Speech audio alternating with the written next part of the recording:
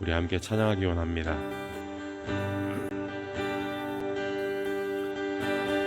내 모든 것 나의 생명까지 다 주님 앞에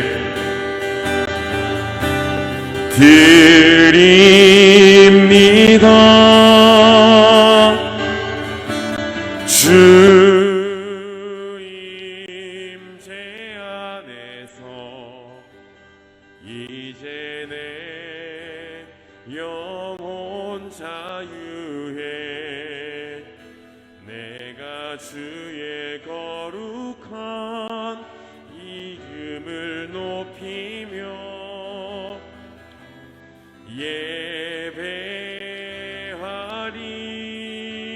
예배하리.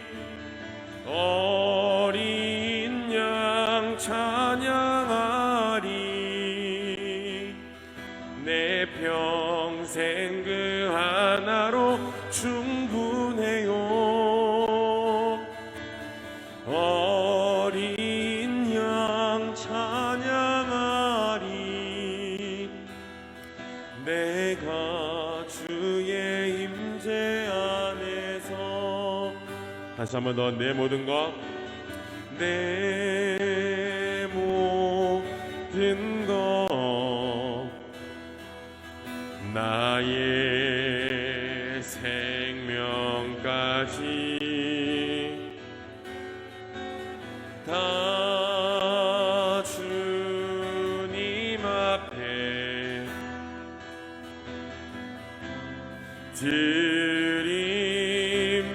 드립니다. 주 임재 안에서 주 임재 안에서 이제 내 영혼 자유해 내가 주의 거룩한 이름을 높이며 예배하리.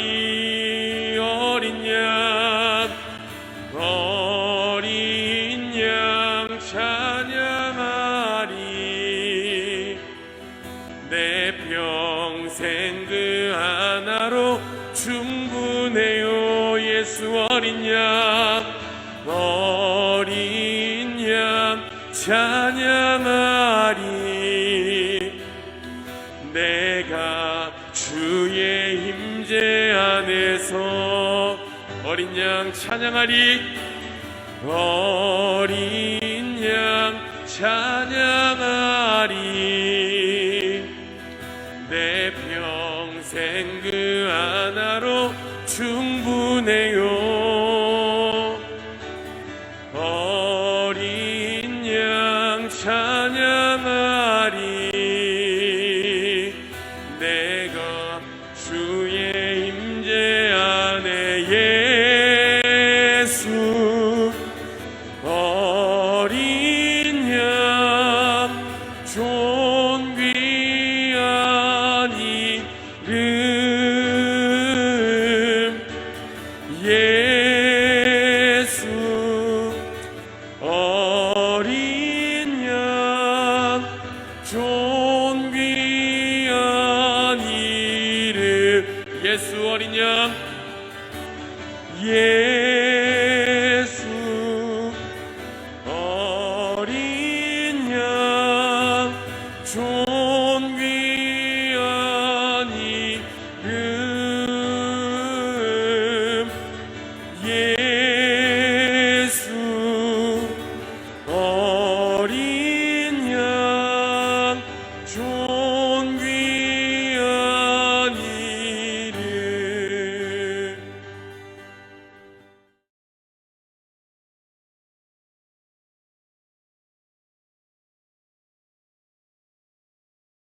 네, 반갑습니다. 5월 4주차 야고보서 강의 21번째 서로 비방하지 말라라는 지난 주일 담임 목사님 설교에 대한 말씀 요약을 드리도록 하겠습니다. 앞선 부분에서는 담임 목사님이 야고보서 말씀이 하나님의 친구인 겸손한 자가 해야 할 것들에 대해서 말해 줬는데요. 오늘 본문은 하나님의 친구인 겸손한 성도가 하지 말아야 할 것을 말해 줍니다. 그것은 바로 서로 비방하지 말라라는 것입니다. 먼저 비방해서는 안 되는 이유 세 가지를 살펴보도록 하겠습니다. 그 첫 번째는 우리는 서로 형제이기 때문이라는 거죠. 비방은 모든 말 실수의 정점이라는 것을 이 야고보 사도는 문맥에서 어떻게 보면은 점증법을 사용해서 우리에게 말을 해줍니다.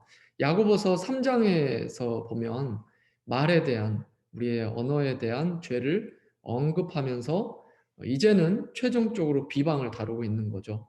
점차 더욱 이 말의 죄악의 심각성을 말하다가 최종적으로 비방을 이야기했다라는 것은 가장 심각한 말의 죄악이 바로 비방이다 이렇게 말할 수 있는 거죠.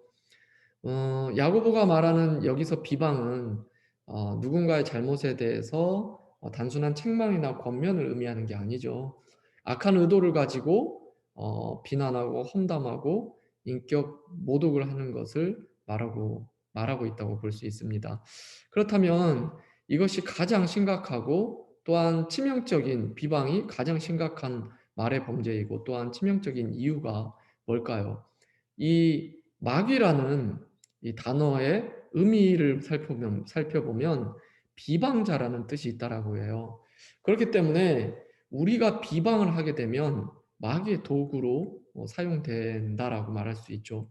그렇기 때문에 이 비방은 죄악 중에서도 언어의 죄악 중에서도 말의 죄악 중에서도 치명적인 죄악이라고 말할 수 있죠. 뿐만 아니라 이 비방에는 단순히 남한테 어떤 평가를 넘어서서 남을 깔아뭉개고 자신은 올라서려는 이 교만한 마음이 기저에 깔려 있기 때문에 깊게 깔려 있기 때문에 이 비방은 굉장히 치명적이고 악한 죄악이다 이렇게 말할 수 있다라는 겁니다.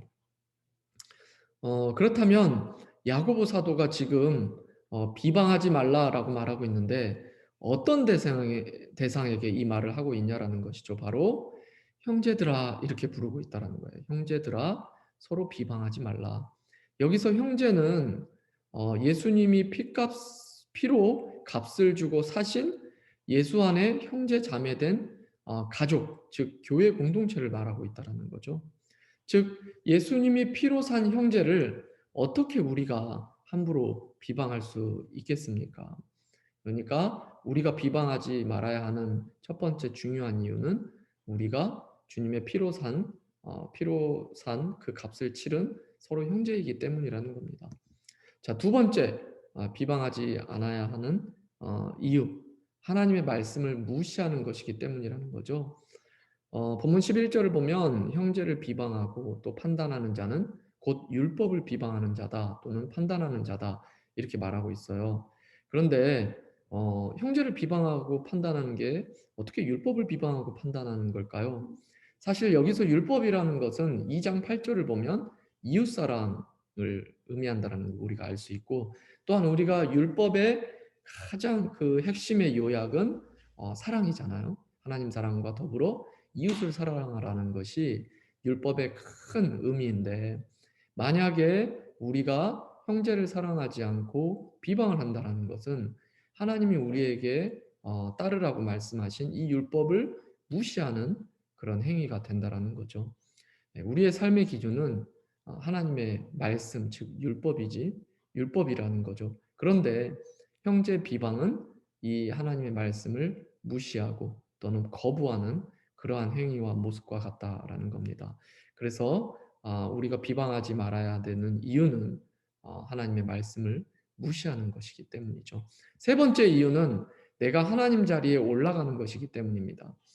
12절 상반절을 보면 입법자와 재판관은 오직 한 분이다 이렇게 이야기하고 있습니다. 여기서 입법자는 우리에게 법을 주신 분, 즉 율법을 주신 분을 의미하죠. 그런데 이 율법을 주신 분은 내가 아니라 하나님 한 분이다. 또 재판관, 모든 사실을 가장 정확하게 알고 그렇기 때문에 가장 정확하게 판단할 수 있는 분은 내가 아니라 오직 하나님 한 분뿐이다.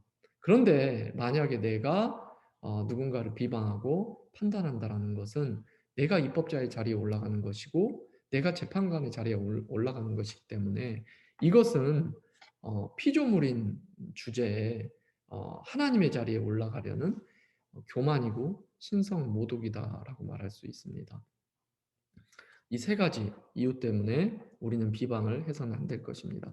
그렇다면 적용을 생각해 볼 때 비방을 우리가 하지 않고 이겨내는 방법, 이 말이 쉽지 않잖아요. 비방을 안 하는 것이.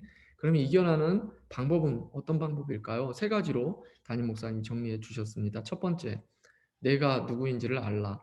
겸손히 자신의 본분을 기억하라는 거죠. 12절 하반절을 보면 너는 누구이기에 이웃을 판단하느냐, 이웃을 비방하느냐 이렇게 말하고 있습니다. 이게 무슨 말입니까? 우리는 심판할 자격도 정죄할 자격도 판단할 자격도 없다라는 거죠. 어, 판단하고 정죄할 자격이 있는 하나님이 아니다라는 겁니다. 그렇기 때문에 우리 스스로를 정직하게 돌아보는 것이 비방을 하지 않고 이겨내는 방법이라고 말할 수 있습니다. 두 번째는 비방하고 판단하는 것이 얼마나 심각한 죄인지를 우리가 깨닫고 회개하는 겁니다.